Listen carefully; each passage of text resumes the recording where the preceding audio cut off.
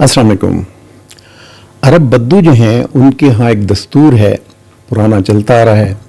कि अपने ऊँट को बिठाते हैं और उसकी अगली दो टांगों में से एक टांग जो है घुटने के ऊपर, टांग को फोल्ड करके घुटने के ऊपर जो है उसे बांध देते हैं। होता क्या उससे, ये जानवर जब खड़ा होगा, ऊँट जब खड़ा होगा तो ये इसके 3 पाँव जो है वो ज़मीन पे लगेंगे। एक पाँव जो है, क्योंकि उसकी टांग बंधी है, घुटने के ऊपर बंधी है, तो एक टांग जो है उसके पाँव जो है ज़मीन पे नहीं लगेंगे। चुनांचे ये जानवर जो है ये बैठ तो सकता है, ये लेट भी सकता है, ये खा भी सकता है, पी भी सकता है, लेकिन ये भाग नहीं सकता। यहाँ पे आज का जो विलाग हम करना चाह रहे थे, जिसका पॉइंट जो आपकी नज़र करना था वो ये था कि वो रस्सी जिसके साथ इस ऊँट के घुटने को बांधा जाता है, उस रस्सी को उस ज़बान में अकल बोलते हैं। तो इसका सीधा सारा मतलब ये है कि जब हम किसी से कहते हैं कि अकल कर, तो इसका मतलब ये है कि वो अकल, वो जो रस्सी है उसे इस्तेमाल करो और अपनी टांग को बांध दो।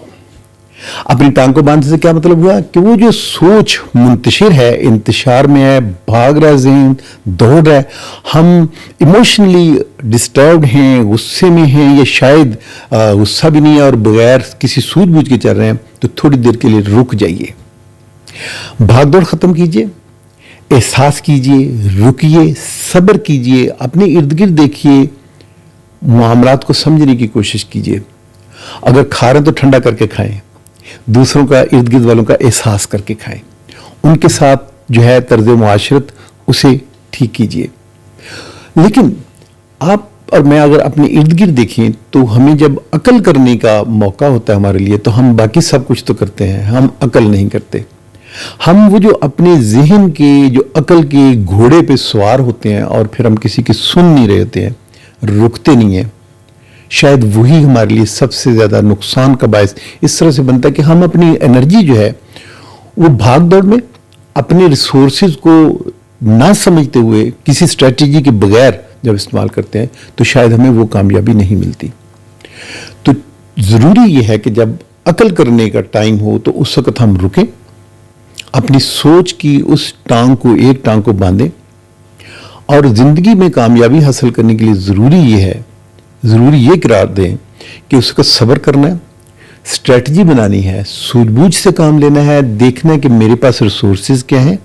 मेरी अपनी क्या औकात है, मैं कितने, मेरी स्ट्रेंथ्स क्या हैं, वो जो एक स्वॉट एनालिसिस करते हैं, स्ट्रेंथ्स क्या हैं, वीकनेसेस क्या हैं, अपॉर्चुनिटी क्या है, थ्रेट्स क्या हैं, उनके ऊपर जो है गौर कीजिए, प्लान कीजिए, और बजाय इसके कि भागम दौड़ में ना ये एनर्जी मेरे काम आए और ना ही इर्द गिर्द वाले जो है वो इससे फ़ायदा उठा सकें, तो अकल करके हम इसी एनर्जी को अगर लंबे भाग दौड़ के बजाय लंबे फासले के इस्तेमाल करें, तो हो सकता है ये एनर्जी मेरे भी काम आ रही हो, और इसी तरह से मेरे साथ साथ मेरी फैमिली, मेरे गली मोहल्ले, मेरे दोस्त अहबाब और मेरे इर्द गिर्द के लोगों के लिए, मेरे माशरे के लिए ये एनर्जी काम आ रही हो। तो आजकल तो बहुत ही ज़्यादा ज़रूरत है, डिजिटल दौर है, हम जो है हमने सोशल मीडिया हाथ में पकड़ा और हम इस तरह से, उंगली जो है इस तरह से हमारी चल रही है, हम किसी एक जो है